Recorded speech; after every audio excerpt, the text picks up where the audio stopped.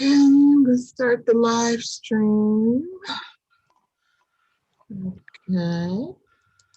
So we are live. Here's Kim B. And here's Venita.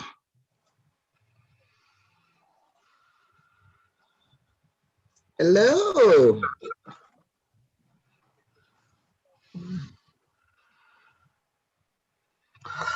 Hello. Hello. Hi, everybody. Hi. Hello. I was just Hi, wondering. Venita. Hi, Leonie. Hi. Hello. Kim, how are you? I'm hanging. How y'all doing? Good. Good. And here's BJ. Hey, PJ. Good evening. Hello. No, I need someone to come and live with me for a while. I do too. I do too. I know. I just, I'm starting to really talk to myself and answer. I'll be right back. Okay. Okay. Well, hello, everyone. Hey, Michelle. Everybody left Merry at the same time. Huh? Everybody left at the same time. Yeah. How are Yeah.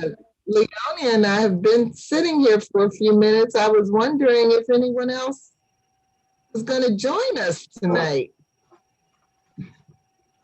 Could you put the link on the Conversationalists page too? You know what? It is there. Oh, okay. When you get to that page, there are some tabs near the top.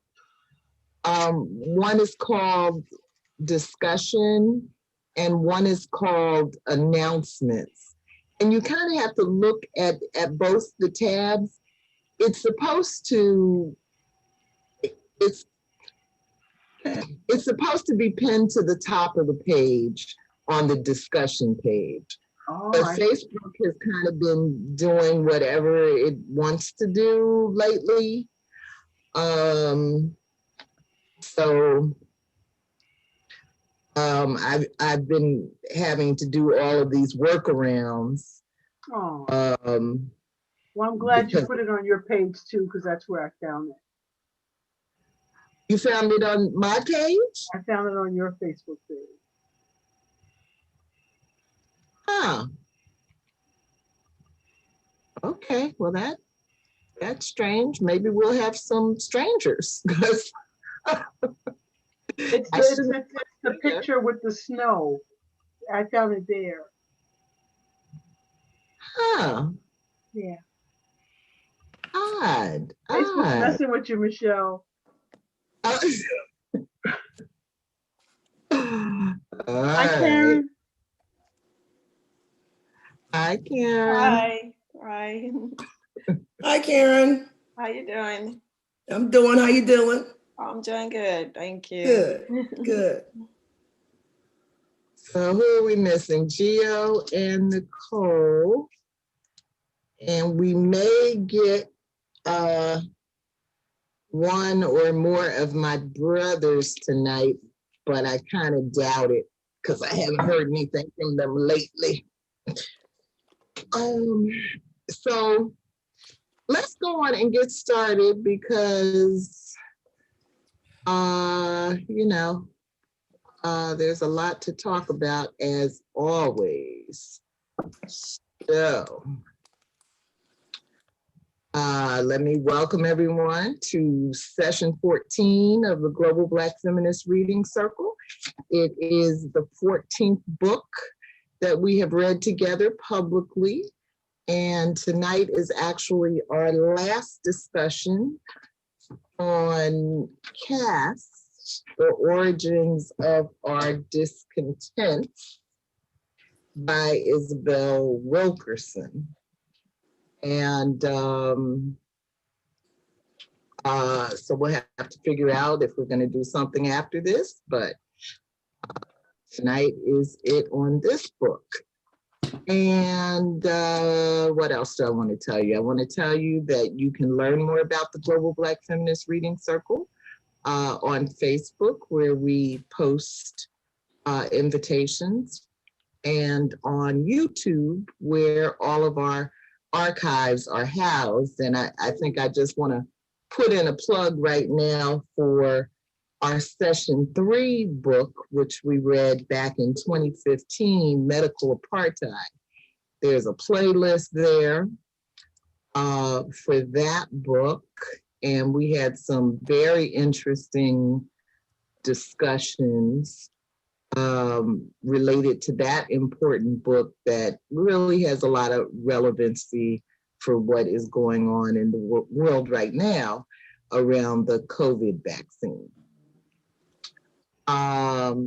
Let's do our introductions, and I'll say I'm Logan Michelle Odom, located in Brooklyn, New York. And I like to do this in the order that people came in, but I don't know if I can remember. Let's see, Leonie was here. Leonie has some news too, so Leonie was here. You're muted, Leonie. Yes, welcome. Hello, everybody. Good to see everyone. Yes, I'm Leonie Smith. I'm joining you from Vancouver, British Columbia, Canada. And this is my copy of the book. Thank you. Okay. And who, Kim, I think? Venita. Oh, Venita? That be me. My name is Venita. I'm joining you from Cromwell, Connecticut. I'll be your timekeeper tonight. This is my ticket in. All right. And Kim? Hi, I'm Kim Brandon, and I am in New York, and here is my copy of the book, My Ticket In. All right, welcome. And BJ? Good evening, everyone. So good to see all of you. My name is BJ Pete Graham, and I'm in Palm Beach County, Florida. And this is my ticket in, and so good to see all of you. Sorry it's going to be over. Welcome, welcome. Okay. And Karen? Good evening. I am joining you from Atlanta, Georgia, and this is my book. And this has been an enjoyable experience. Good. We've been so happy to have you join us. All right. And I hope to remind you before we leave, but in case I forget, please remember we have a private meeting on January 5th. And, you know, maybe we can take a few minutes at the end of tonight to figure out what we're going to do, you know, in terms of choosing a book. So, with that, I want to say we are focused tonight on chapters 29 through the epilogue. And I'll get us started with the summary. I'm going to read you a nighttime prayer. Wait. I spent some time this weekend with one of my friends, and we were fooling around trying to learn a little bit more about Zoom. So one of the things I haven't figured out how to make the virtual backgrounds work for myself, but I did figure out the filters. So I think I'm gonna play Mrs. Santa, I guess, and read you a bedtime story. Moving from backlash to caste progress, to awakening to a new way of being in the world, This week's readings in Caste, The Origins of Our Discontents by Isabel Wilkerson, cover a range of topics. Wilkerson considers various quality of life measures and finds caste systems wanting.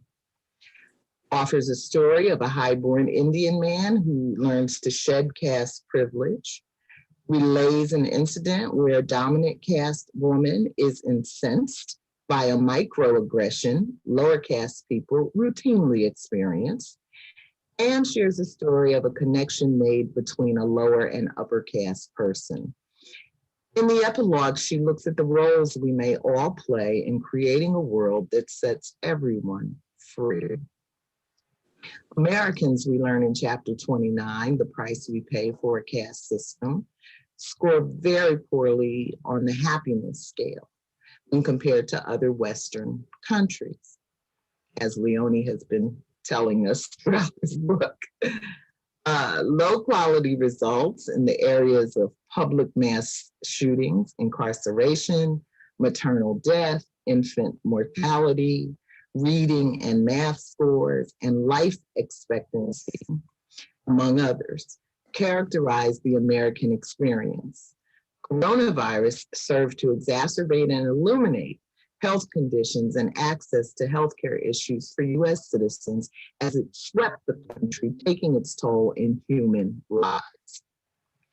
Born to a privileged caste, but having life experiences that led him to develop respect for several people born to the Dalit caste, allows the Indian man focused on in chapter 30, shedding the sacred thread, to renounce his caste.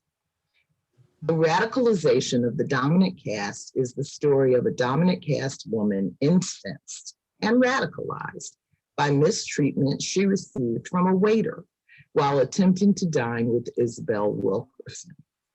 Though the woman freely expressed herself to the waiter and restaurant manager, Wilkerson finds people who have such experiences regularly cannot afford to respond to each slight.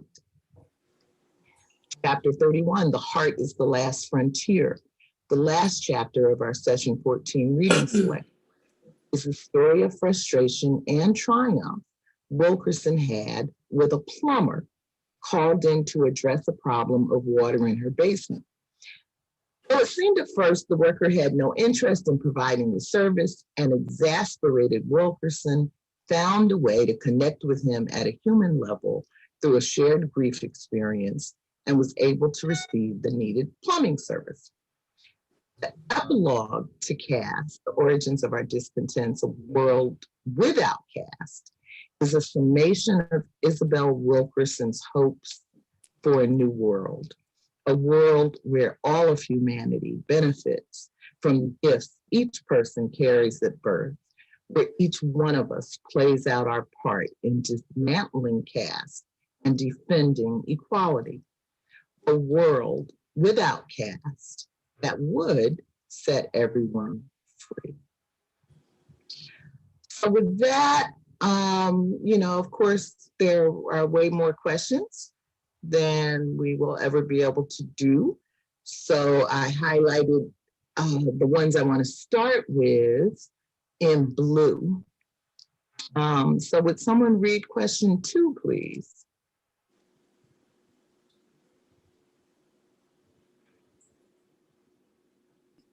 Y'all are muted. Who's going to read question 2? I'll read it. Yet the virus arrived on these shores and it planted itself in the gaps of disparity, the torn kinships and fraying infrastructure in the country's caste system, just as it exploited the weakened immune system in the human body. The virus exposed both the vulnerability of all humans and the layers of hierarchy. To a watching world, the absence of a fair, affordable US healthcare system, the cutthroat contest between American states for scarce medical supplies, the disproportionate death toll among ethnic minorities, chaotic social distancing rules, and a lack of centralized coordination are reminiscence of a poor developing country, not the most powerful, influential nation on earth, wrote The Guardian. Consider this graphic on how coronavirus relief is being handled in other countries, as well as urging by the Federal Reserve Chairman Jerome Powell to provide a real stimulus package for Americans. And let's figure out if US citizens suffer from low self-esteem or some such mental health condition. What's wrong with us? What would you do if you detected such a condition in yourself? Thank you. Gio came in. Gio, can you give us your intro, please?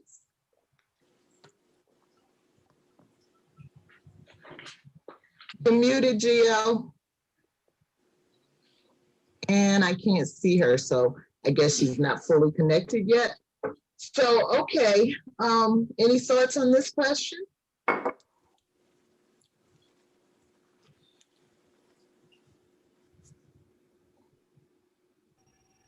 Don't be shy.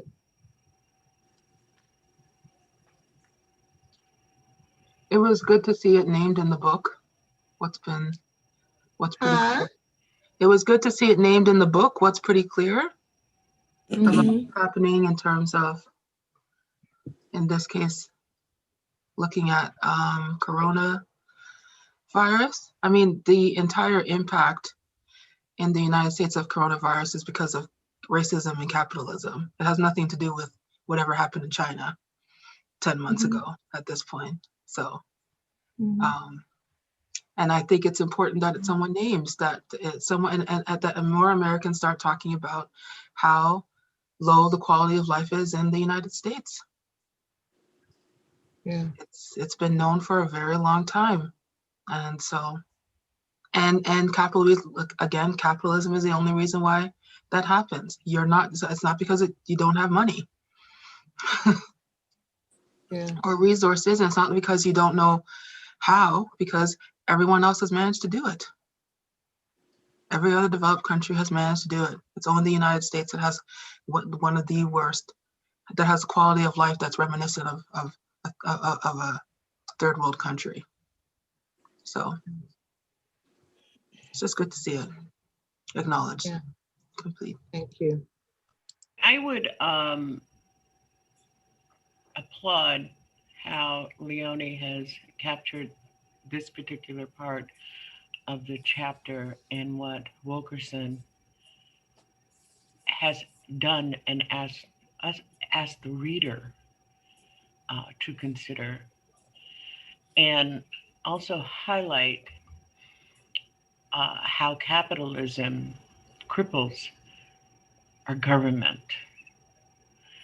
and how much we rely on the fantasies about how we are protected both by this thing called the Constitution and by the government, and how we not only are not protected, but to the extent that we are regarded both as citizens and human beings.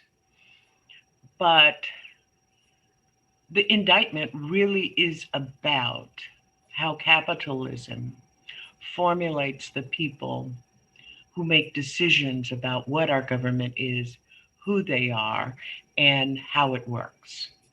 The principles under which it operates. That the whole notion of one person, one vote is simply, she so illuminates it. It's simply laughable that we actually believe that voters decide who is our leadership and what our government is.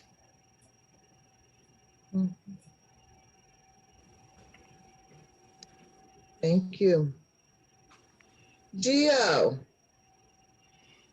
Are you there? Hey, ladies, sorry to be late, but I made it.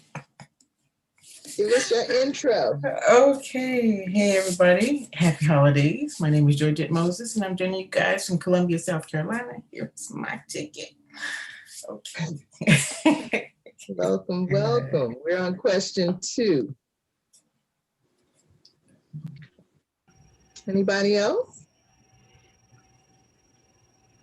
Yeah, I mean, I totally agree.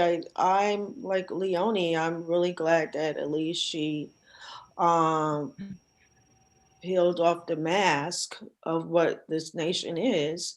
I mean, we really have to understand that with this white supremacist, patriarchal, capitalist, racial capitalist nation, it's never been about democracy. It's never been about that. It's always been about profit. But we buy into the hegemony of the hegemonic discourses, if you will, about what this nation is. It's supposed to be democratic. It's supposed to take care of its citizens, but in fact, it has not done that.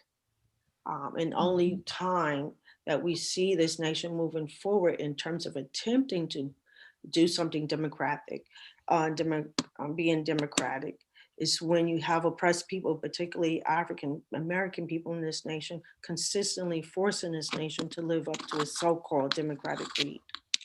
To see these other nations, and these other nations also are capitalist nations, but the fact that they're able to protect their citizens, we really need to learn from this. I put up a post yesterday about, this was on PBS NewsHour.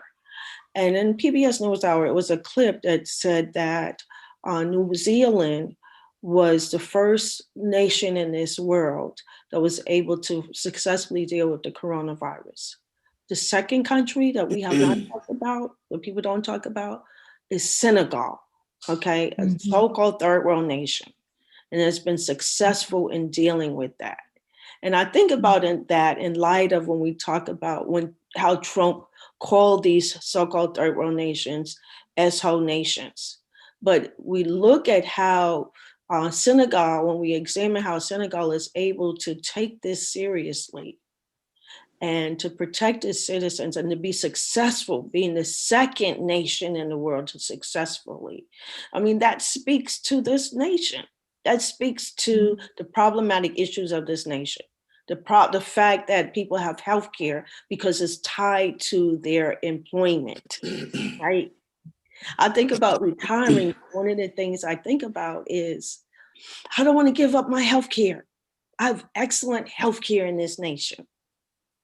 I have excellent healthcare through my job, and I'm concerned about walking away from that in a nation that does not care about its citizens when it comes to its health, when it comes to housing, when it comes to all sorts of issues. This is a problematic nation. Well, Karen, I would like to point out on the happiness index, we did beat out the Czech Republic. and we are about to get $600 in the new stimulus. Not all of us. I've been to the Czech Republic.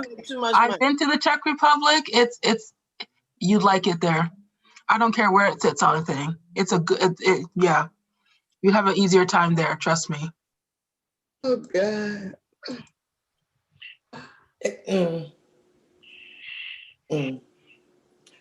Venita, you want to say something? No, when you mentioned $600, that is such an insult. It's an insult. I don't even know how anybody can fix their face because I can't use $600. I don't know what you're behind.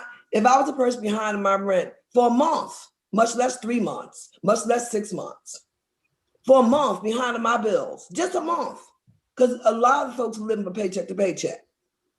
Okay, so a month will make you deficient. What you gonna do? What are you gonna do with $600 when it costs you $1,500 in the hood, in the ghetto? to get an apartment. Now, I don't know about other places, but here in Connecticut, it costs you $1,500, $1,500 to get a 2-bedroom dump. The medium actually for the country is $1,725 for a 2-bedroom with 1 bath. Well, let us tell you, I didn't say in Society Hill. Now, if you move on down the road for a 2-bedroom, you might as well more than you double that. I'm talking about in a ghetto, it costs you $1,200 to $1,500 a month for an apartment. Mm-hmm. Okay. So, and when I say ghetto, I'm not saying that to be right, because I grew up in the city. That's what the $1,725 is what HUD pays for a 2-bedroom, 1 bath. Okay, and you know where you're going with HUD. Yeah. You're definitely not going to Society Hill. That's a perfect point though, Venita, because like it's nothing. This is the thing. If this were happening, if the French government said we're giving people $600 every like 6 months, they would be rioting in the streets. Not like protesters, everyday people. They would be striking. And Americans just sit there and take it. They just take it. Leonie, that's why I frame it as a mental self-esteem kind of question, because I don't understand that either. Now, I understand that with my, stick behind, I ain't gonna be rioting in those streets. But everybody is not in my situation. And I also don't understand how this one man, Mitch McConnell, I mean, who the hell is he? How is it that one person gets to exercise so much power? It's not even $600. It's $600 after 9 months of nothing. Yeah, but see, it's a powerful person only has as much power as the people give to them. That's right. So Mitch McConnell is a talking head. He has no power. It's those people behind him, that Congress that's been laying in a coma for the last 4 years. Those senators been laying there in a coma for the last so many years. The richest men in the world, like Jeff Bezos or Bezos and the rest of, no, he's just a talking head. Yeah. And after a while, once again, once you tell a person something over and over and over and over again, unfortunately, there's some folks that believe it. Yeah, as much as I participate in social media, last year I started talking about a general strike. I also proposed, and these are, most of the people that follow me are quote unquote progressive left, both the black left and the white left and the progressive white and the progressive black. And I couldn't get people to engage in that discussion. And I noticed, I went off the grid for a couple of days, Monday and Sunday and Monday. I just totally went off the grid. I watched Papo Escobar, but 76 episodes. But here's the problem. Leonie is absolutely right. And I've been asking the question, Georgette and Michelle know, what happened to the pussy people? Mm-hmm. Where they? And it is not a matter of, I think, that we don't have brave people. We don't have courageous people in this country.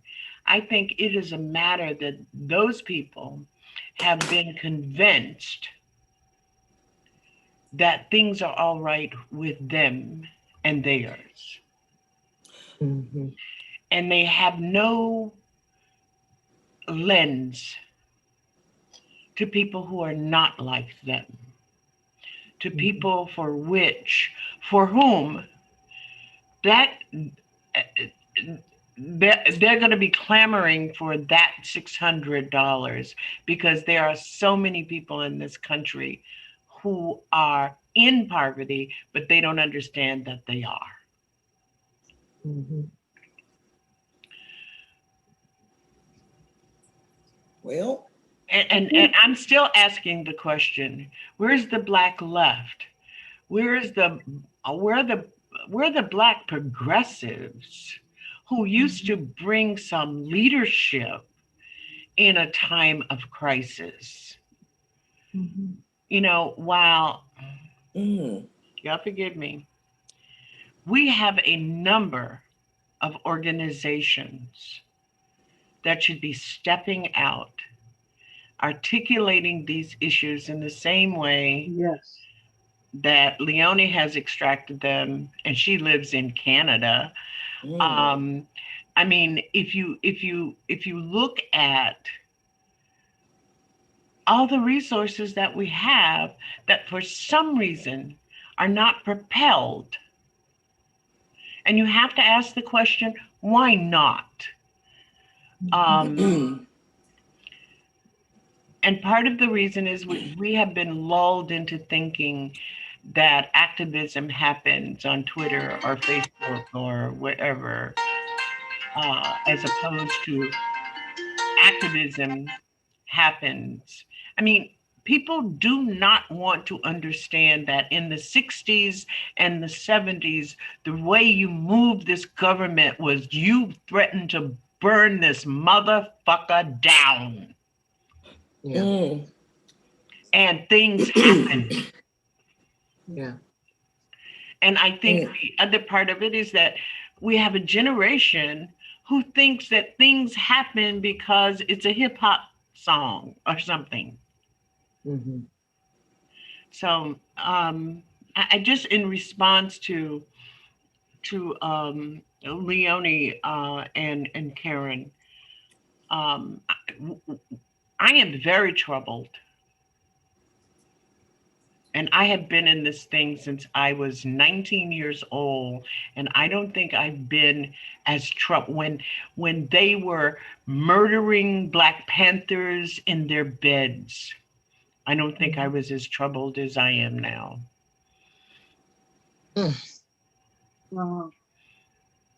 Well, Okay. right on time, BJ. Oh, I wonder what the hell it was. I know you heard it. You can't You come up with a always, different sound every I week. already gave you extra. I know you heard it. You always hear it. That's why I saw you smiling like she heard that. But she just gonna finish what she gonna say. And BJ, guess what? I love you, and that's why I let you do that. I said, "Well, go on, girl, go on. Say what you gotta say."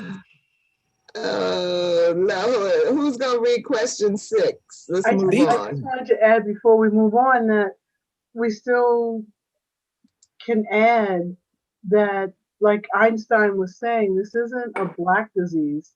This is a white disease. This is a white illness that this country is so bent on being white that it'll allow itself to ignite and burn to the ground as long as white people at the end of the day still can hold that badge up that say, I may be poor, I may not be able to get my teeth fixed, I may not have any food, but I'm white.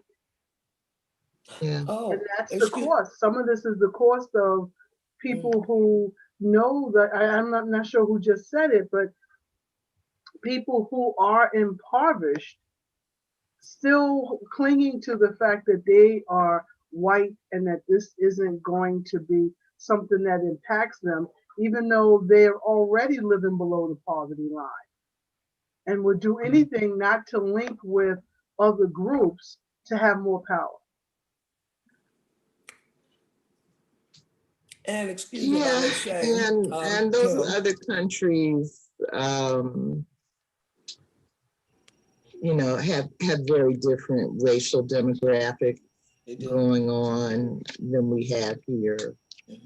The level of diversity that we have here, I think really complicates. But you have to look back and think about what happened in response to the murder of George Floyd, and wonder whether or not those people during that time were also connecting the dots. And what the bar is for what's the worst thing that ever happened to you in your life. It matters that somehow we can't connect the dots of why there's a police state and what that police state does. And I just close my eyes. I'll close my eyes. Yeah. Okay. Let's move on. Let's look at question 6. Who wants to read?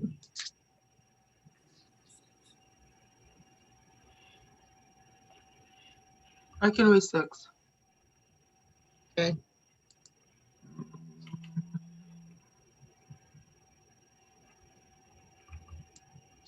Okay. Isabel and a family friend from the dominant caste sat down in an attempt to have dinner at a chic restaurant in a major American city. The waiter virtually ignored them as he provided cheerful service to the customers around them. Unaccustomed to such service, it was finally too much for Isabel's friend, and she accused the waiter of being a racist, demanded to see the manager, and stormed out, making a scene. Isabel's reaction to the poor service was muted, as she thought, we can't afford to be blowing up every time we're slighted or ignored. We stand up when we need to, but we have to find a way not to go off every time and still get through the day. How did you feel about Isabel's dominant caste friend standing up to the waiter after he delayed providing service? How did you feel about Wilkerson not standing up to the waiter? Do you agree with Wilkerson's conclusion that we can't afford to be blowing up every time we're slighted? What do you think would happen if Black people went off every single time we were slighted, ignored, or otherwise mistreated? Have you ever felt a waiter or other service provider was intentionally ignoring you? And if so, what was your response, if any? Thank you. I look back to her being on the airplane and having that man stuff in her back. I just, Isabel, I want to say to you, darling, that you ain't got to be this mute. You may have to step your voice up a little bit. I think that no, you don't have to go off every time, but you do have to register that you're not pleased in some way. And I think it felt like Isabel was going to eat the cold fish.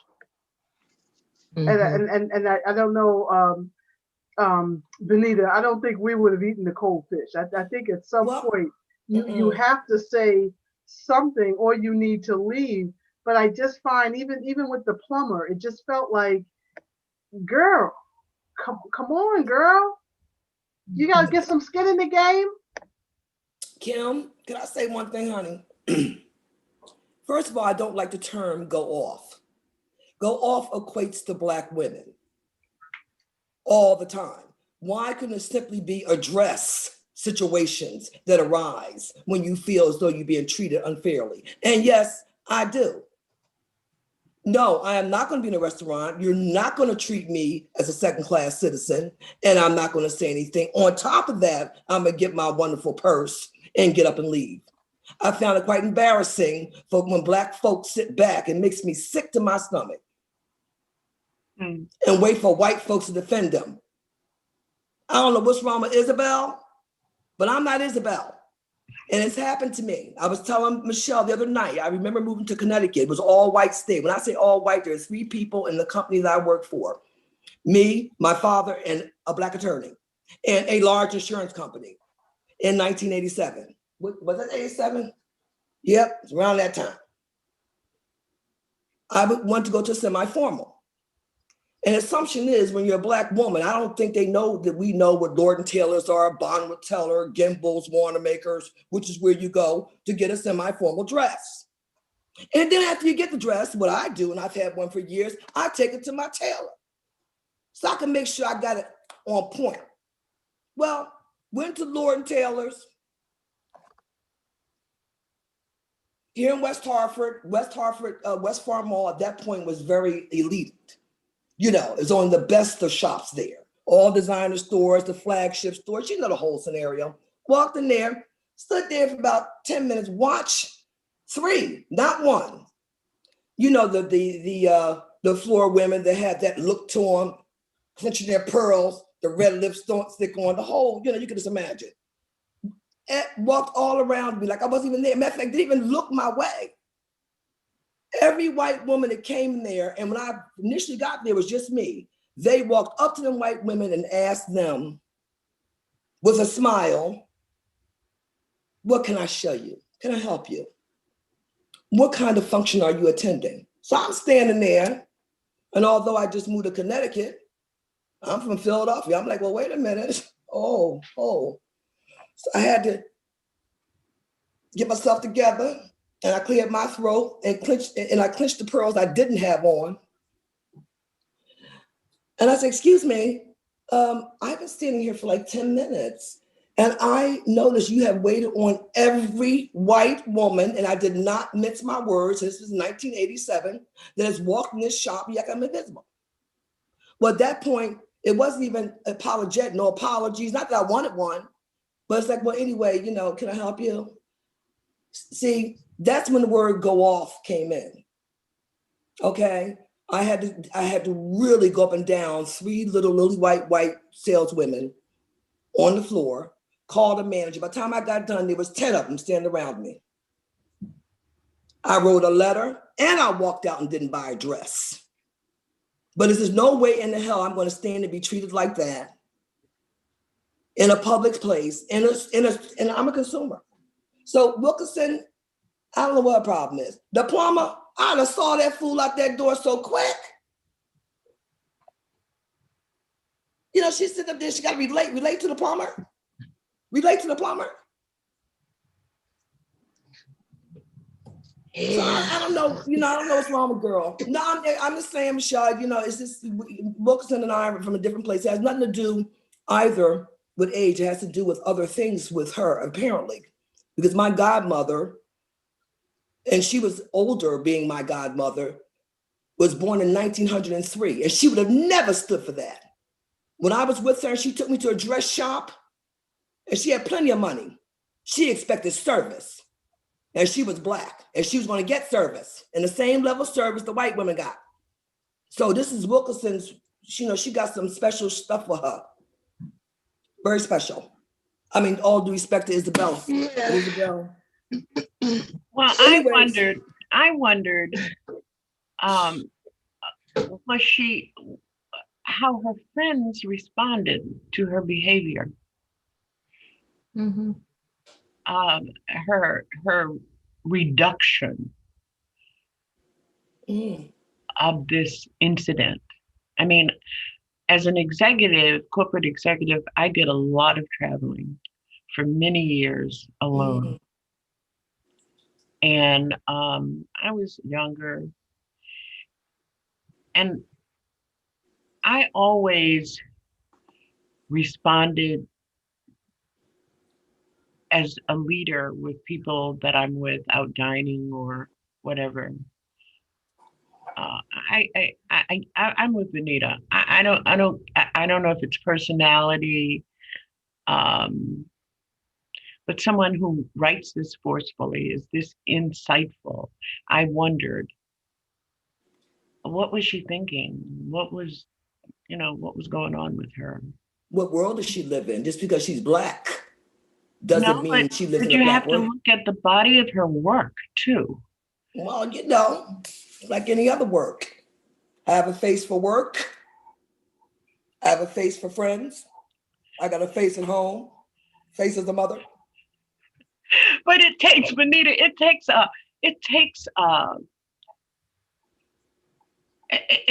a lot of insightfulness for her to move into these subjects. And I'm just wondering what happened to her when she's in the in these situations, because this wasn't the first situation, you know, because the man on the airplane and all them other people, sorry, Again, darling. who is a circle of friends? She Yeah. came from a middle-class family. She probably grew up around a lot of white folk. White folk had made her rich. This is the white folk book. So, no, I'm just saying. You know what I'm saying? I'm just saying. That had to have an influence on her docileness. Because we have black scholars, and God knows I respect a lot of their work. They do fabulous work. And no, you got to think about who Isabel really is. Just because you're born in black skin doesn't mean that's you have, I should say, the feistiness that we have. Depends on who her circle is. Maybe that's what she has to do. Maybe she's accustomed to doing that. She sounds very brilliant, but maybe she just might be conflict averse. Like she doesn't want conflict. Oh, hell no. Come on, you know what, Kim? Stop trying to make that rainbow and like my baby over here, Michelle. There's no silver lining. I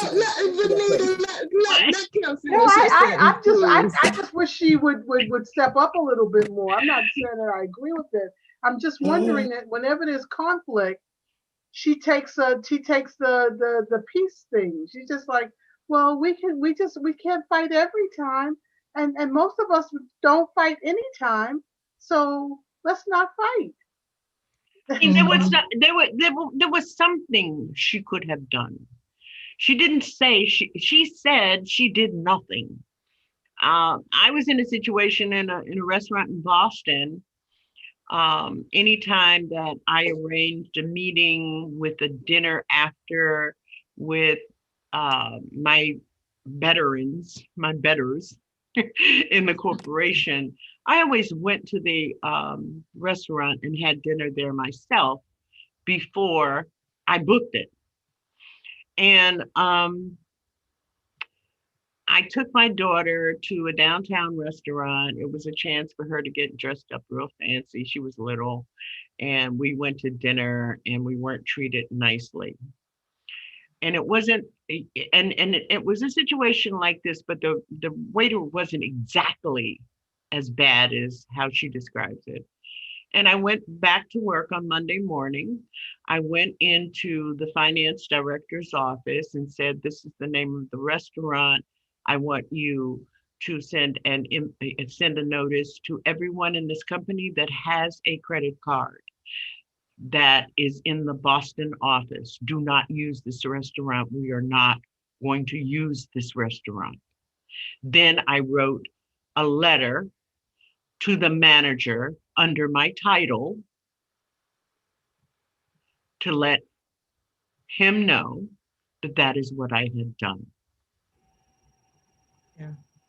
And it was a big, very, very, one of those posh, very, you make reservations like 4 weeks in advance or some old crazy shit like that.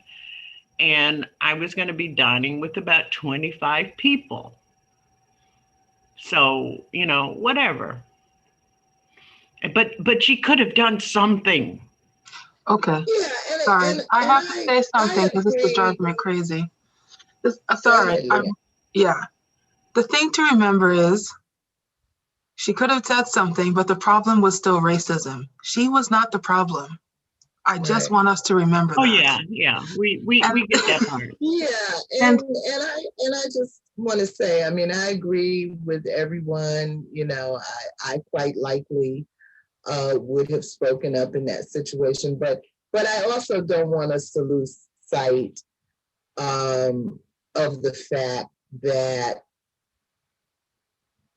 she is offering this story as an example of how the white woman was radicalized by the experience of racism.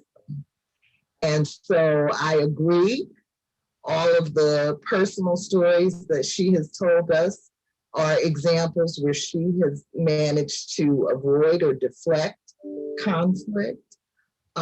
But she does also say very clearly in this chapter that, you know, she recognizes that there are times that we have to stand up. And the point that she's making is that you can't, you know, we literally don't have the physical energy to do it every time it happens because the racism is so pervasive.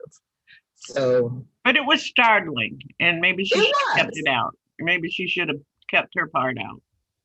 Yeah, it was startling.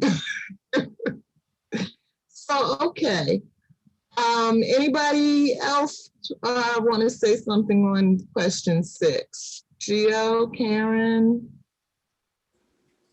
I want to raise the question about... BJ, I'm trying to get a variety of voices. I know, but I want to ask Leonie something. But before we go into that, I want to try to get all the voices on the table. So let's just see. Gio or Karen, did you want to respond to question 6? Yeah, I've had personal incidences, and I'm you know, I grew up in New York, so I'm a much more vocal person. But one of the questions that I want to respond to, you said that, what do you think? Well, one of the things she said, we can't afford to be blown off every time we're slighted.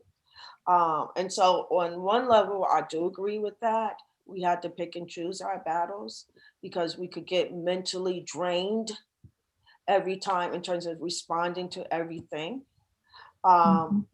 So I do agree with that. I don't necessarily agree with it in the context in which she had responded or didn't respond in the restaurant, but I do agree that I don't necessarily respond to everything that happens because I may pick and choose what my battle is. Does that make sense? Yeah. I don't want to be drained. I'm looking for something that really would need some kind of transformation if I'm going to respond. And then you asked another question. What do you think would happen if it was a Black person who went, if Black people went off every single time? And, you know, one of my colleagues, he coined the term racial battle fatigue in terms of how Black people we get, or other people of color who are constantly experiencing racism or racial microaggressions, how that impacts our health, right? And so if we're responding every single time, we're also contributing to our stress level. We're contributing to, I suffer from hypertension. And I suffer from it. One of the reasons why I suffer from it is stress, right? And so that's why I'm trying to learn not to respond to every single thing. I'm going to respond to something that would need responding to. But if it's trivial, I'm not going to have little microaggressions impact my health. Now, in terms of the restaurant situation, I would not have stayed there. I would have left because they're not going to get my money. You treating me that way, then I don't trust you with my food, right? And so if I didn't say any, I might have said something and responded to the manager, but I would not have stayed there and pay my money to eat because I'm seeing how you treat me. And so I wouldn't trust you, right? But in terms, again, going back to, I'm not going to respond to every single little thing because I got to protect my health. Does that make sense? Absolutely. Absolutely. Yes, can I just say sometimes the stress level is the same when you push it down and push it down and push it down. That impacts the health also. And I don't think that you should go off on every single thing or address everything. But I think there's a conversation you have with yourself that you weigh your options. And that's what I would have loved to hear, her weighing her options a little bit more here. Yeah. But these kind of things also lead us to segregate ourselves. I know that for many years now, I pretty much. BJ, let me just check in with Gio. See, here's the thing. Oh, okay. You don't have a problem talking because you are a talker. But for I'm sorry. people who are more introverted, if you don't create the space for them to speak up, then you just Okay. won't know what they're I know. thinking, because Oh, they're okay. not I going to know. fight with you to get the mic. Okay. You know? So I know Gio, like me, is one of our more introverted. Like you, like you. And with Gio, to see if he wants to respond to question 6 before we move to a back and forth. That's all. Gio, anything. Okay, I'm just going to slide this right in here between all your great comments. Karen said a lot of what I was going to comment on. I love how Leonie said, pulled us back to, we're fighting against this whole force, right? This force of racism and this caste system, this mythology that's going on here in this country. And so you have to be strategic about the battle and what you will say and what you will do. Like BJ said, she went and she pulled the plug on them. No, I'm gonna hit you right in the pocket. You will not get our dollars because I have some control. So the examples that Isabel gave, she presented a reductionist, right, personality. I'm not going to be confrontational because I don't want to be the angry Black woman making a scene. And then that also diminishes her own power, right? And at some point you have to say, well, this is enough shit and this is all the shit I'm gonna take, you know, and today I'm saying this to you, get the fuck out of my face and I'm leaving, you know, or whatever it takes for you at that moment to regain your self-possession, right? I'm worth something, and whether you recognize it or not, I'm doing what's going to make me feel good and in control of my life right now, despite what you think about me. And so being tactical in how you approach it will help you diminish, you know, those microaggressions that diminish, you know, degrade our health and our mental and physical health so terribly. We are so ill because of it attacking us in every way possible. And so, yeah, these kind of stories and incidents, you know, they raise the hackles on us. And, you know, you might have to think back to what would my mother or my aunt do? Okay, shooting everybody here or stabbing some folks, you know, wouldn't be a good option. So I'll just walk out, you know, and write a very effective, well-written letter and drop some names and post it here and there, you know, put them on blast. We have those options. Use all your options. But still, it's back to, why are we even still in this space? Why are we still fighting these same fights over and over? And so it's quite funny how she described her friend, you know, her radicalization. She was like the angry Black woman, wasn't she? But she was just white. But why did she even sit there? She's part of the dominant caste. Why did she even sit there that long? I have been with people, you know, of all ethnicities who, if they saw somebody getting served before them, they'd be like right away, hey, essay, you know, or whatever, you know, you haven't, you know, well, where's your manager? And they'd have, you know, they'd have been all, you know, up in somebody's face about it, and then said, well, you know what? There's a restaurant down the road. I know they serve me out, and they've gotten up and left. You know, and it's about, what do you think you're worth? If you don't think you're worth 5 minutes of being ignored, get the hell up, okay? I know what I'm worth. Okay, you lost the tip. I'm giving this $20 tip to somebody who's going to serve me like I'm a human being, okay? So, and that would make me feel, and I've done that, and it has made me feel so good to give somebody a $20 tip because they served me like I was a human being. They're a good customer, right? Like they served me like they would want to be served.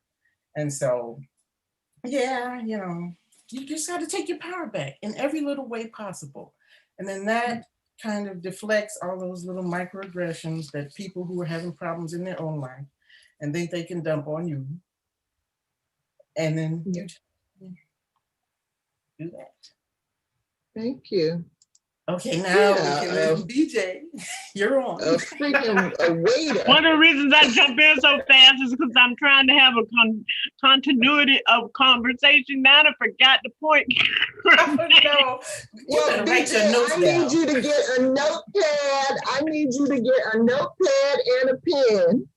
and jot down your little slide so that you won't forget. That's what I do. That's what I do, because I will forget. Oh, I know you wanted to ask Leonie something, and Leonie had raised the point about racism being the problem. You know, and one of the things Leonie's point makes is that, and Ella Baker made a fabulous speech during her time, is that we don't own this, and that we don't have any responsibility in the sense to have a management or a waiter in a restaurant to figure it out. They have to figure it out on their own, but they won't unless there is some kind of response. So a notice, just a notice. I mean, because it happens so often. It just happens all the time. And another part of the stress is sometimes we spend too much time trying to figure out, is it this or is it something else? That's a stressful time too, trying to figure out, did he, you know. Yeah. I just wanted to share something. You know, one of my relatives was looking at having major surgery, and the surgeon was saying that she was going to skip a biopsy and just do the surgery, make this huge cut out of his lungs. And he went and got a second opinion, and the second opinion is that you get a biopsy, and that from the scans they couldn't see that this was this needed thing. And so he was lied to. He was lied to by a surgeon here in New York that said that, you know, she was going to impair him the rest of his life. And so when we get to the other hospital, they're saying that's just not the case. And you need to look at how you go back and make sure that this is known to everybody, that these people are cut happy when it comes to people of color. And had he not had the wherewithal to say, this sounds too dangerous to me, let me get a second, a third opinion, he would be impaired right now because the surgery was 2 days later. So it's on him and it's on me to figure out, who do you complain to? How do you make sure that that next person of color that sits in that chair won't be treated as badly as you have been treated? And I think that for me, if I don't show my power in some way, and it doesn't have to be going off, I think Venita's right. Going off is not the way to do it, you know, because my relative is saying, you know, I'm going to wait outside the hospital with my truck, and when I see her, I'm going to drive over her. Because, you know, we thought he was about to die. This woman made it sound like he was, you know, death was imminent if she didn't get in there and do this. So this is a great topic. I just think it's so complex. And I love that we're poking it around a little bit, because I'm not responsible for racism. I'm not responsible for changing white people. But what I am responsible for is, it can't always be free. It can't always be free that you come up and decide that you are going to impair my life. So I don't know. I don't have any answers, and I'm not pretending to. But I think some of the situations are deadly if everybody thinks it's free to do whatever they want to Black bodies. And I've gone off on an extreme, and I understand that. But I'm just saying that I have to say something sometimes so that the next person that comes along doesn't have to reinvent the wheel every time. Yeah. Yeah. Okay. Thank you.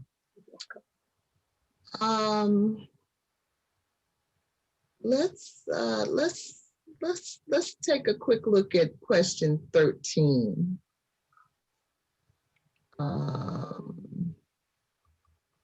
Who wants to read?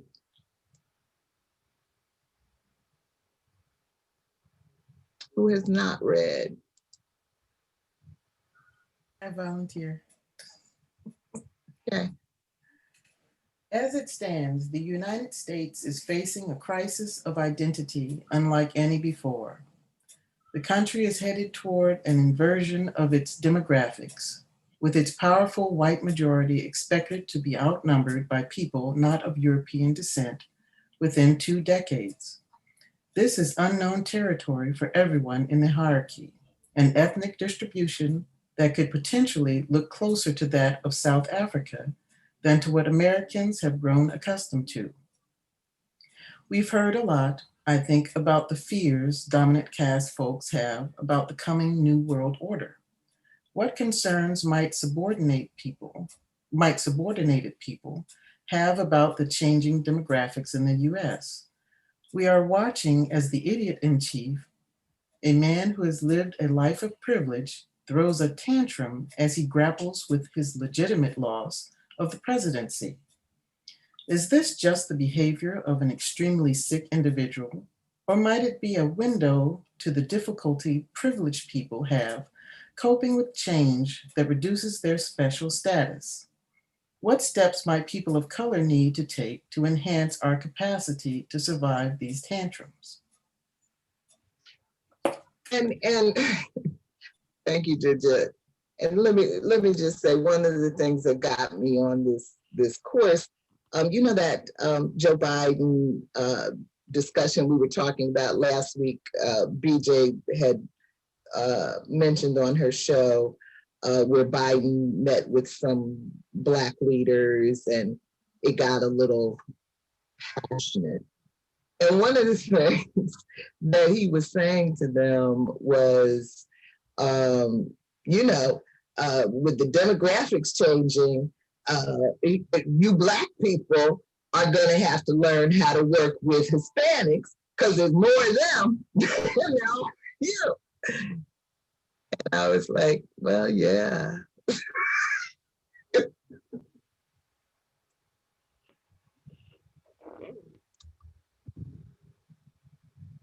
Okay, I open the floor. What concerns might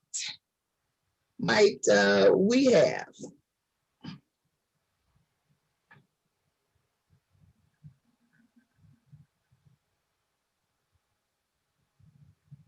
Well, one of the things that I don't mind that the fact that the country is changing. We have a lot of racial diversity. I do appreciate that and I enjoy that. I lived in Los Angeles for 8 years. I moved there from Atlanta, and that introduced me to a whole different kind of world, right? Because Atlanta is a majority Black city. And when I moved to Los Angeles, it allowed me to interact with a different group of uh, Latinx people. And that was Central American and Mexican American people. Growing up in New York has been mostly Caribbean people, particularly those from Spanish speaking places. Also had opportunities of interacting with, in terms of places I lived and places I worked, with large numbers of Pacific Islanders as well as Asians. And these are students I taught. I was a public school teacher, and I had these kind of students in my classroom. So I saw it as a wonderful learning experience for me to live in LA and interact with so many people with various racial, ethnic diversity. The only problem that so I have no problem with that. The only thing that I am concerned about is that because we live in a racist nation, we live in an anti-Black nation. And so when I encounter that from other racial groups who are not white, that becomes even more heartbreaking and problematic when you expect people, certain groups of people, to be your allies. And I have had allies from interacting with other racial ethnic groups. But when they enact anti-Black hatred or prejudice or racism, what have you, then that becomes very disheartening. Mhm. Thank you. Anybody else?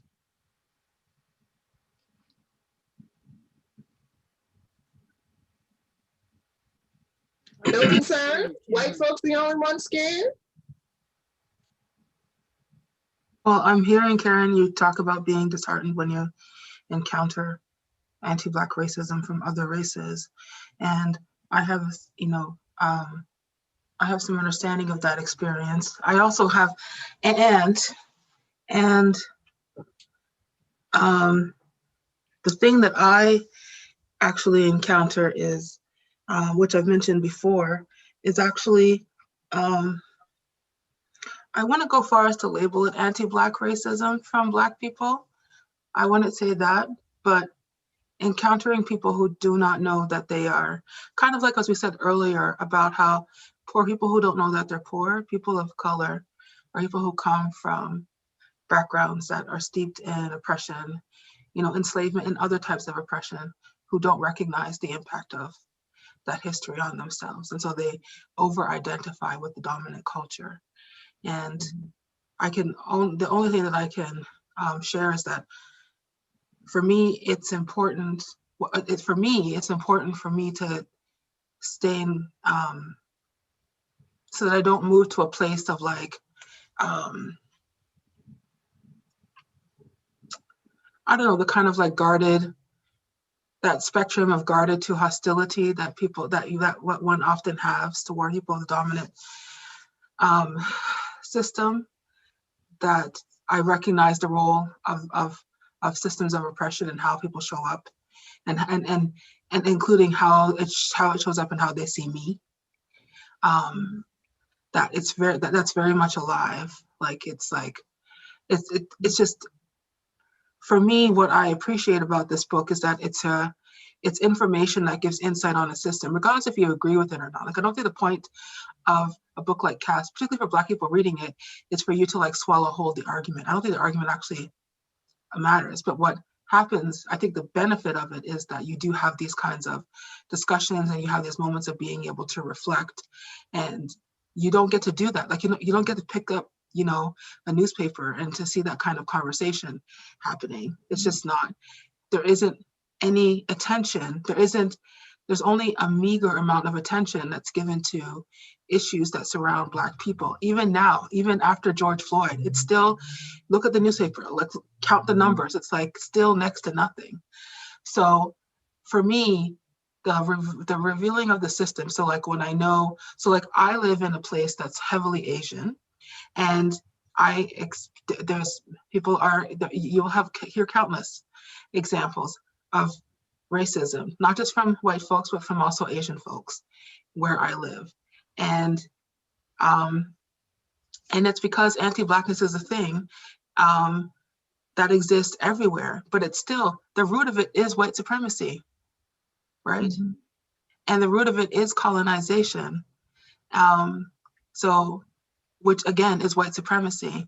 So for me, I'm just sharing this to say that it helps me to recognize the systemic, because it helps me to see who the actors are on who are interacting with me on the stage, like within my own life.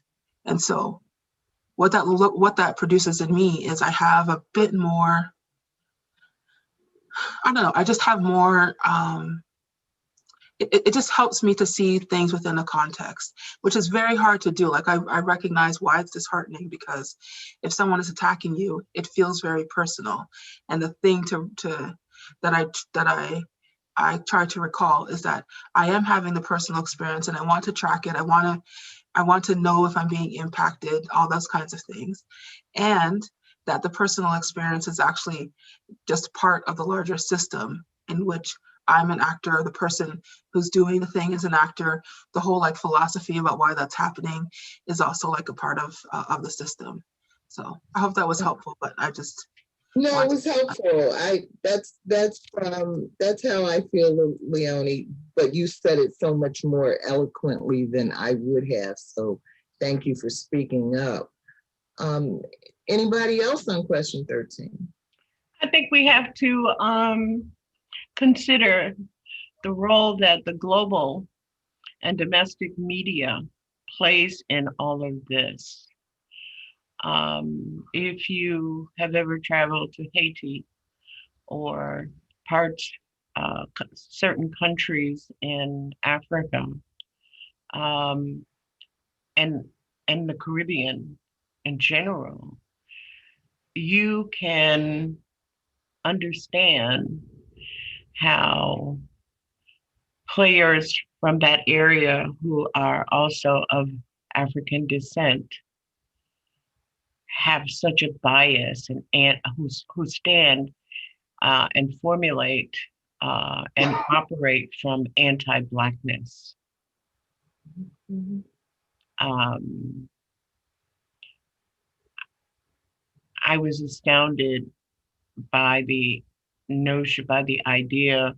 I was in Rwanda for about 6 months, 6 weeks, 6 months, God, 6 weeks.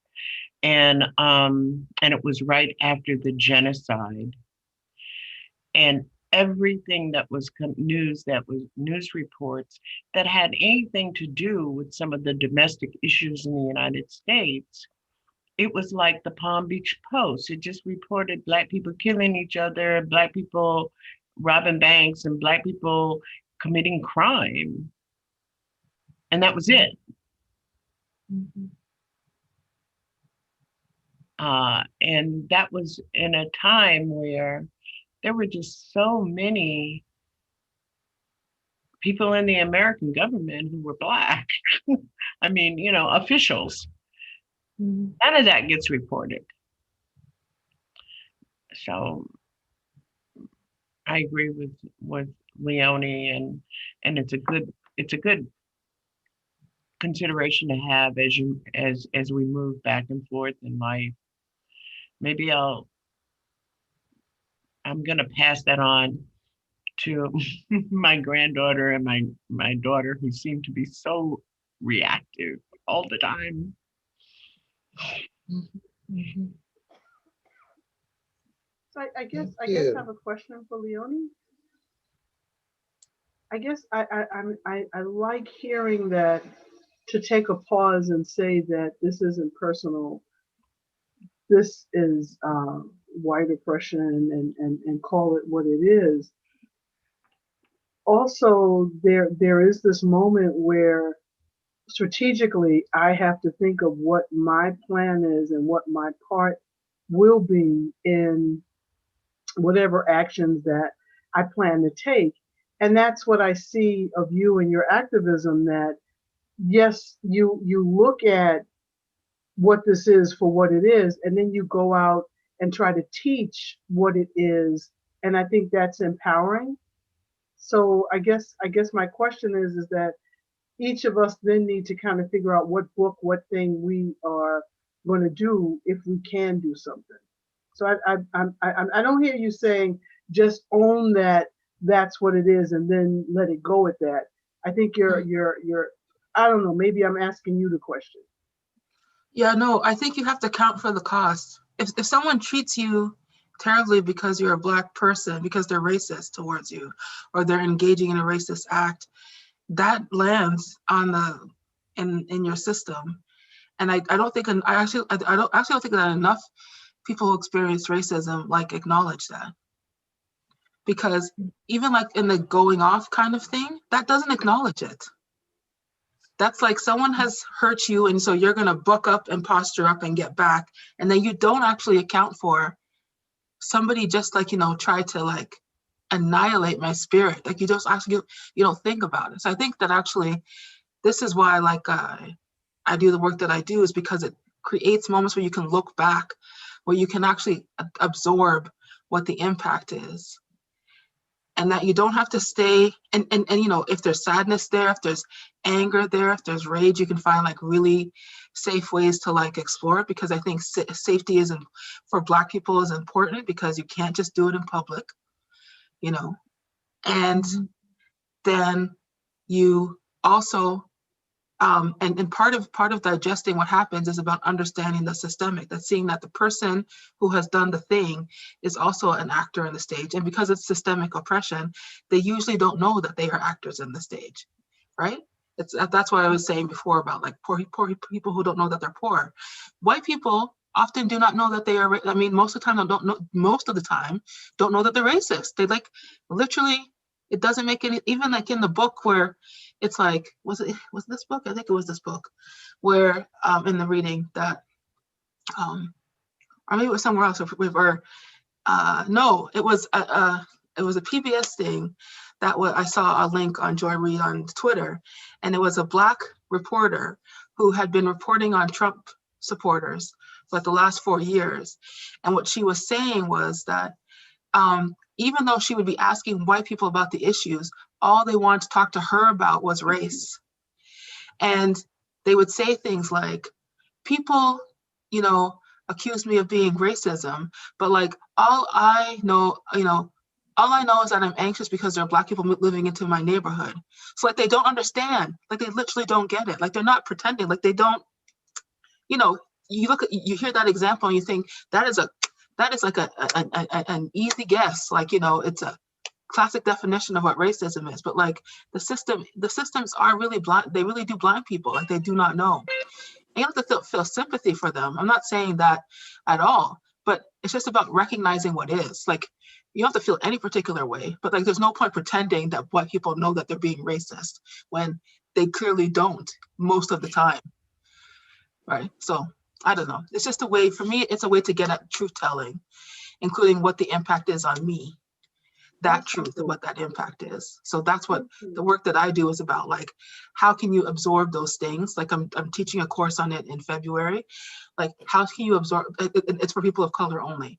And it's specifically about how can you look at absorbing those things and like actually draw the lessons out of it, and also make sure that you take care of yourself. Because too often, if we just explode at somebody, like I said, we miss the care part, we miss the actual impact on us. We're sitting there and it's just gathering and killing our bodies. And so I say to people, you can find a way to like discharge that. So that's what I'm, sorry for all the words, but like, that's just basically, that's like what I'm about. And like, I know it's true because I've done it. I've been the person who took on all the cost, including on my body. And I'm not the person that does that anymore. And it's because I learned it. I wasn't born that way. I had to learn it. Yeah. Thank you. Thank you, Leonie. So I want to move us along before folks have to start leaving. I really wanted us to get to question 15 to see if Kim would sing for us a little bit, but let's jump all the way down to question 21. Overall reflections on the book. And actually, I want Karen to read this one. Karen.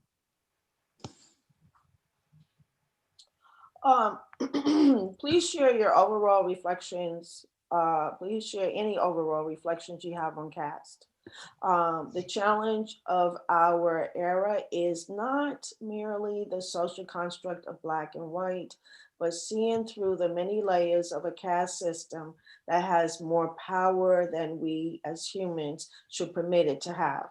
Even the most privileged of humans in the Western world will join a tragically disfavored caste if they lived long enough. They will belong to the last class of the human cycle, that of old age, people who are among the most demeaned of all citizens in the Western world, where youth is worshipped to forestall thoughts of death. A caste system spares no one. How do the revelation that race is a social construct lead us to needing or finding new language to describe the disparities we see? How well does the term caste meet this need, in your opinion? What about the categorization of old age as a caste? Does this ring true for you? Why or why not? Some scholars criticize caste because it does not use a theoretical framework of racial capitalism and class settler colonialism as a lens to explain caste. As our scholar in resident, Dr. Karen A. Johnson, put it on 12/17/20 Facebook discussion. How do you see the lens Wilkerson choose to use in discerning the source of our discontents? Okay. Thank you. Mm-hmm. Okay. Okay. You know what? I enjoyed the book and I appreciate the book. My favorite chapters were the chapters that were where she talked about the 8 pillars. Those were my favorite chapters because I felt that in those chapters, she attempted to lay out some type of framework to ground her arguments in caste. So I appreciate that. There's an article that I posted and I tagged all of you. And it's called Caste Does Not Explain Race by Cherise Burden Steele. I think she's a postdoc student at a school in Boston. It's a long piece, but I felt that her arguments were very, very powerful. She unpacks it in terms of saying that caste does not explain race, and she looks at different sections of that article.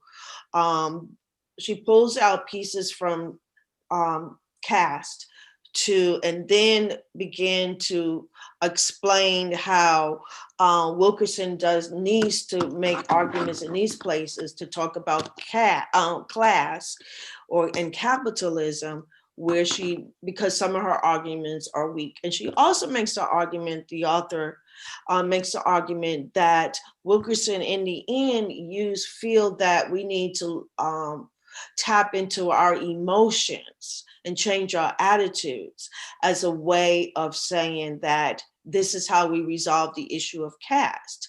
And so what that made me think was how there's a difference between racism, and particularly when we look at racial capitalism, and bias, right?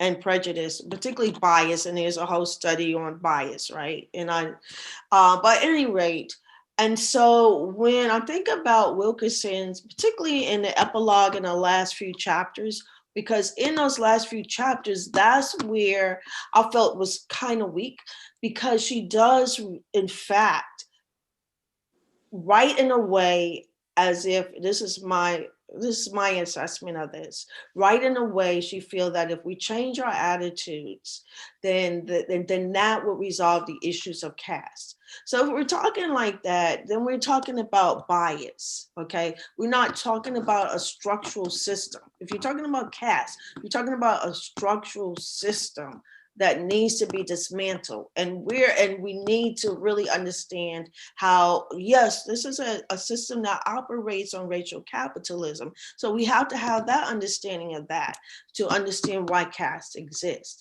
And that's my argument. But to end the book in the last few chapters by talking about, this Indian guy, high caste guy, changes his attitude, okay? And then the next chapter is about, I don't remember, then the chapter about her friend in the restaurant, and then the last chapter about the plumber, then you're talking about changing attitudes. And for me, we need to go beyond changing attitudes. We need to change the structure of interlocking systems of oppression. Okay. Because just like I said earlier, I might not engage in these micro-racial aggressions like what happened in the restaurant. I'm more concerned about having universal health care, because I'm thinking about, well, I don't want to leave my job.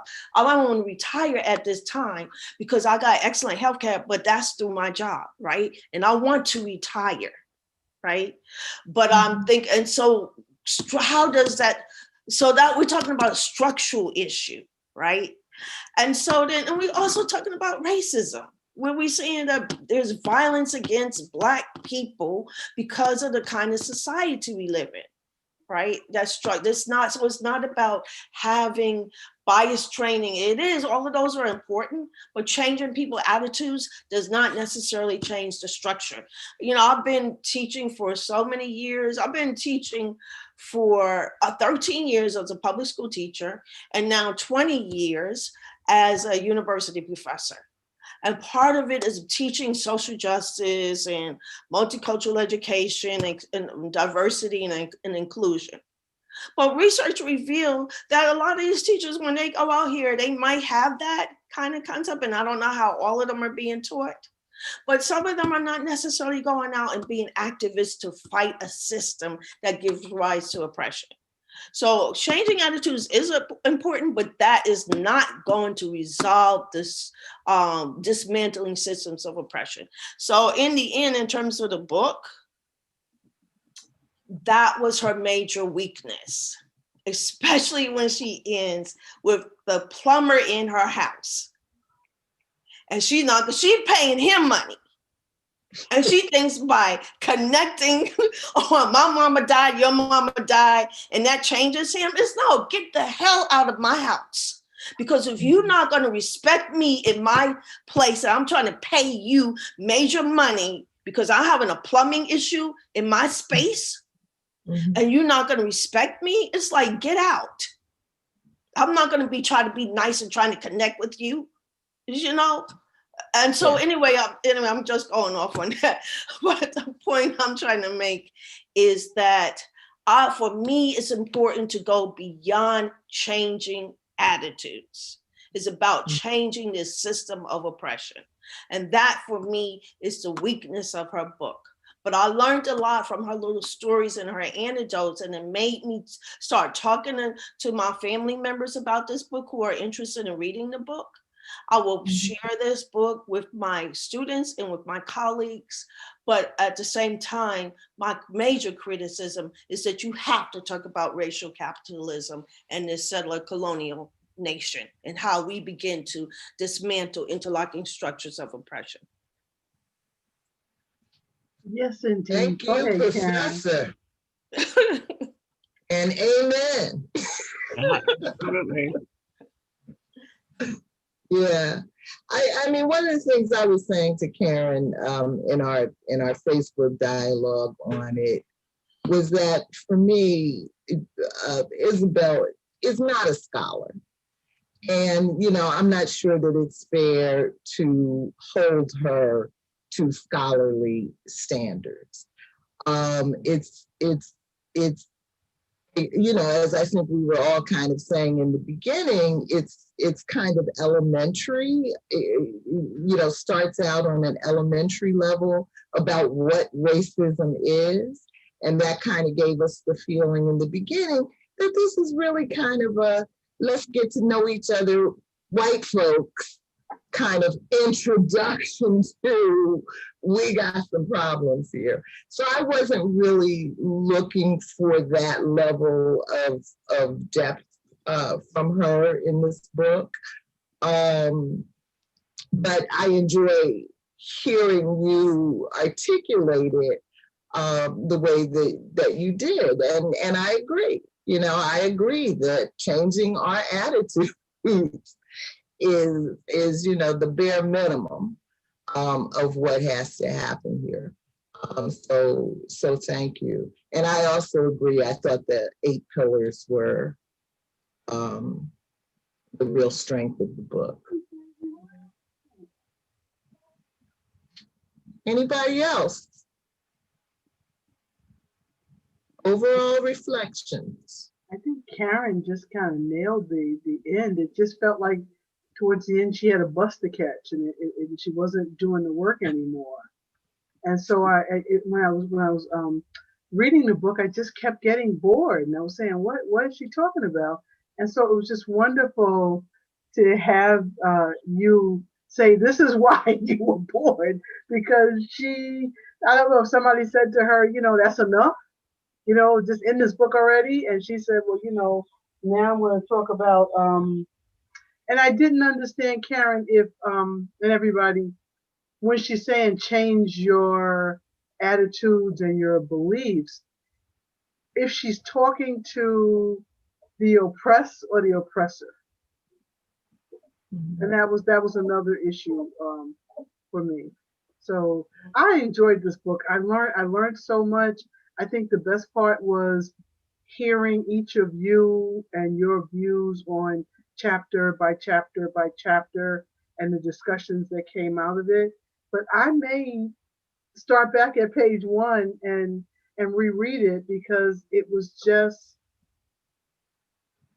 I thought there were just so many things that just opened up my thinking to a new way of looking at, especially when she was talking about the need to fight for whiteness no matter what. That supersedes life itself, whiteness. And that's how we're coming up against that thing. And so don't think that this is going to be a walk in the park, when they would prefer, some people would prefer to die white. Mm-hmm. Mm-hmm. Yeah. Thank you. Gio?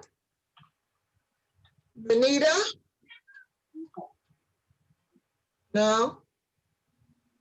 Yeah, I did you're learn. muted. Huh? I did learn a couple of historical facts that I did not know before, assuming they're facts. And I agree with all of you, all your comments. It was an interesting book. And as I said, I did buy a few copies for my beloved white friends. And I hope they enjoy reading it through this festive holiday. And learn something, right? That's my hope, that they will learn something. Yeah. What you got? I'm kind of with all of you, like, that this book is like a primer for someone who was just getting to know this topic. It did have some interesting facts in it and observations. But like Kim said, I think the conversation that we have with our different experiences and levels of understanding and involvement with the topic brought more to the conversation than the actual book, which is wonderful, because I just love all of the anecdotes and insights that each of you can bring to this. And I hope people are watching, because, oh my goodness, they will learn something from this book, but not as much as listening to all of you. And so, yeah, and some people will never change. The people who won't pick up the book, who are stuck on 2024, they're never going to change. But the people who are open to recognizing that it's more than just change it. First, you change, and then you can change the system. But you have to recognize that it needs changing, right? And so if this is a way for them to recognize that, then that's wonderful, that's beautiful. But yeah, we kind of had the kumbaya moment at the end, and just make it get, that's who Isabel is, and that's beautiful. A lot of people are peaceful with that, but Germany didn't change because everybody decided to sit down and have tea. Somebody had to drop some bombs and blow some earth, okay? Okay, I'm just saying. We might have to get there. The other side is ready to do it, right? But for the wrong reason. So, yeah, we need to stop sitting down and being complacent. So that's it. But another lovely session with all you ladies. Yes, beautiful. Leonie, you're muted.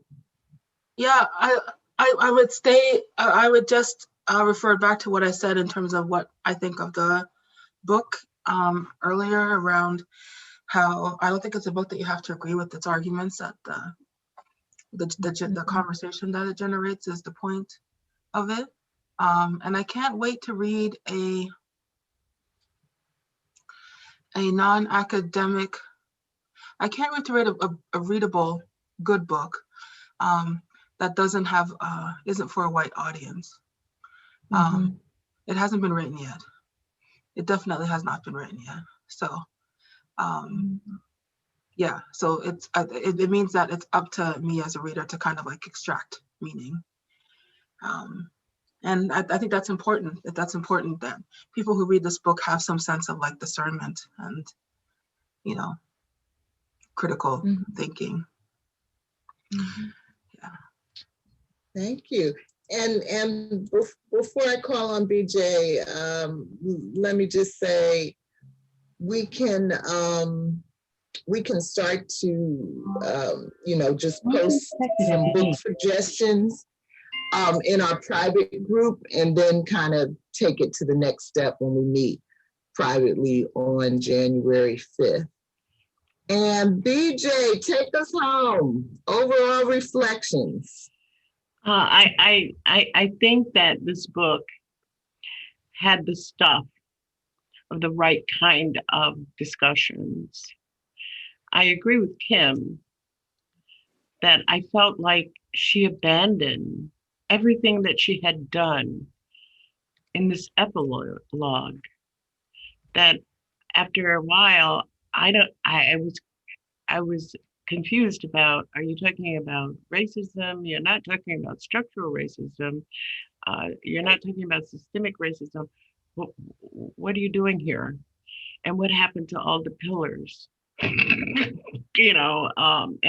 I felt she really abandoned the book toward the end.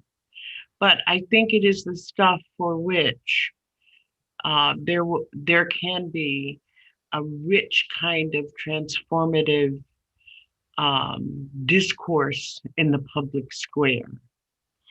I did read, because I subscribed to the Boston Review, I did read some of the piece that was published, and then I read some of it, and then I did this reading for tonight, the epilogue. And then I went back to finish after I saw Karen's post. That's somebody else. We're gonna let BJ finish up, Venita. That's not me. That's someone else's phone. No, that's my doorbell. That's my doorbell. Okay. Somebody's at my gate. So, and I can see it's a UPS guy. So I think she did that, and it was a disservice, because it's almost like she put on the shirt and the suit and forgot to put on the tie. But I'm going to tell you that there was such pleasure and a supportive discussion in this group, and I am so pleased that you allowed me to be a part of it to get through this book, because there was some really tough stuff in the beginning of this book. As I went through the pillars, I found some of the stuff to be so very painful, because you recognize that the people for which this book was written will never be able to acknowledge or transform their lives. They won't read it. And I was noticing during all of this, all the commentators on CNN and MSNBC and even NPR and PBS, they were all showing this book on their back bookshelves and talking about they had read the book, and their commentary, their insightfulness didn't make a change. I thought that Boston Review did a real disservice to her by not first reviewing the book and then running this essay. Because I thought that the writer dismissed so much of the important pieces of it. But thank you all for holding up the sky as we got through it. And I will miss this. And thank you, Michelle. Thank you. Thank you. Did Leonie All right. leave? Leonie. Yeah, she had, Oh, yeah, she had to leave. I'm gonna stop the recording and we can stay for a little while if we want to. But I just want to say for the live stream, this is our last discussion on this book. Hopefully we will decide to do it again. And you can watch our Facebook page called the Global Black Feminist Reading Circle for announcements on what our plans are. And if you have any suggested reading, please leave a message there. And hopefully we will see you in the future reading our story together. And I want everyone to have happy holidays. And, you know, thank goodness we are moving into a new year. And it has got to be a better year than 2020 because we can't take another one like this. So good night, everyone. good night, everyone. Right. Michelle.